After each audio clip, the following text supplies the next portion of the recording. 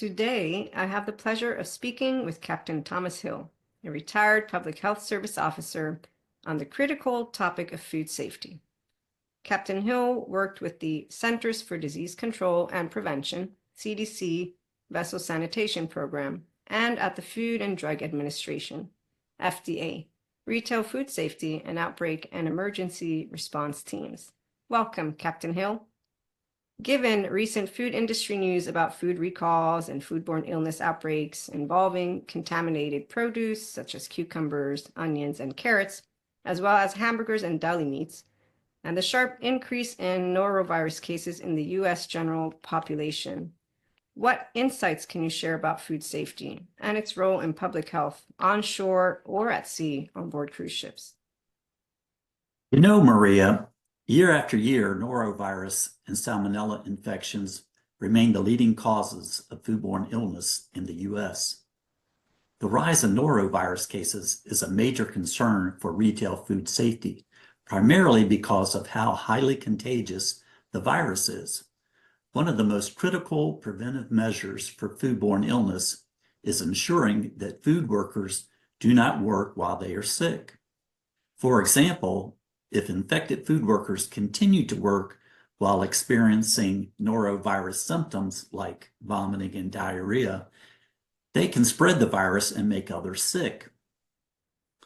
Addressing food safety is a broad topic, but when discussing retail food safety, whether in restaurants on land or at sea, there are some similar fundamental key points to consider. Can you elaborate on these similar fundamental key points of food safety that are shared by restaurants on shore and at sea?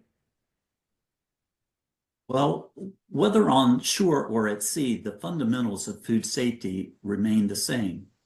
To maintain effective control, we must return to the basics, understanding and mitigating the risk factors that contribute to foodborne illness.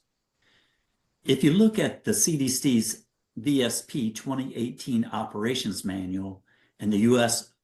FDA Food Code 2022, you'll find what I call the two keys to success. The first is demonstration of knowledge. Supervisors must have a deep understanding of foodborne illnesses and the risk factors associated with them. And the second point is performance of duties. Supervisors must actively monitor and control these risk factors to prevent outbreaks. When both are properly implemented, you have what we call active managerial control. However, many supervisors have the knowledge, but they fail to implement it effectively. Without proper training, monitoring, and enforcement, operations become vulnerable to foodborne illness outbreaks. This is where the concept of active managerial control really comes in.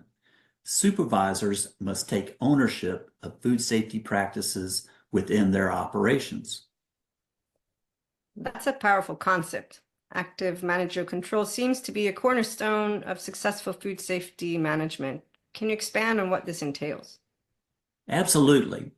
Active managerial control requires supervisors not only to know food safety regulations, but also to ensure they are consistently followed. Many supervisors understand the rules, but they fail to implement them effectively because they don't fully grasp the why behind the requirements. Food safety requirements for land and sea are covered in Chapter 7 of the VSP 2018 Operations Manual and also in Chapters 2 through 6 of the FDA Food Code 2022. The requirements in both documents address the 5 key risk factors contributing to foodborne illness. Now, I'm about to introduce the 5 key risk factors now, but don't worry, I'll dive deeper into each one in an upcoming podcast. It's important that we break them down so you really understand what they are and why they matter. So here we go. Number 1, improper food holding temperatures. That is time and or temperature abuse. Number 2, poor personal hygiene. Number 3, contaminated equipment or lack of protection from contamination. Number 4 is inadequate cooking. And lastly, number 5 is food sourced from unsafe suppliers. Also, both documents outline key interventions or preventive measures, including demonstration of knowledge, having the knowledge of foodborne illnesses and understanding the risk factors I mentioned previously. Then we talk about employee health controls, ensuring sick food workers are excluded or restricted. Then there's controlling hands as a vehicle of contamination, and that's hand hygiene, proper hand washing, and the use of single-use gloves to prevent contamination. No bare hand contact with ready-to-eat foods. Ensuring ready-to-eat foods are handled with gloves, utensils, or some other barrier. Then we have consumer advisories, and that's informing consumers about the risk associated with consuming raw or undercooked animal products. Then lastly, we have time and temperature controls for pathogens.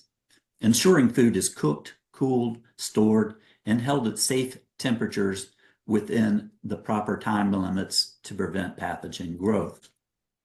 You know, it's a lot to ask for supervisors to manage, train, and monitor food workers in real time, which is why understanding the why behind each requirement is crucial. At GPHS, we focus on educating supervisors through training and coaching. We explain the microbiology of food pathogens, the relationship between time and temperature control, and why measures such as date marking to control for listeria are necessary. I'm just mentioning a few examples here. When supervisors understand these concepts, they gain the confidence and tools needed to train their teams and maintain strict food safety standards and achieve active managerial control. That makes so much sense. Giving supervisors the knowledge and tools they need ensures that food safety standards are consistently met and regulatory compliance is maintained. So to summarize, supervisors must not only be knowledgeable about risk factors contributing to foodborne illness, but also take an active role in training, monitoring, and enforcing compliance among their teams. Yes, that's correct, Maria. Knowledge alone isn't enough. Consistent training, monitoring, and corrective actions are crucial. By fostering a culture of active managerial control, supervisors can significantly reduce the risk of foodborne illness outbreaks on shore or at sea. Well, Captain Hill, thank you for these valuable insights. To our audience, staying ahead of food safety challenges and building a culture of excellence in public health is essential, no matter where in the world your journey takes you.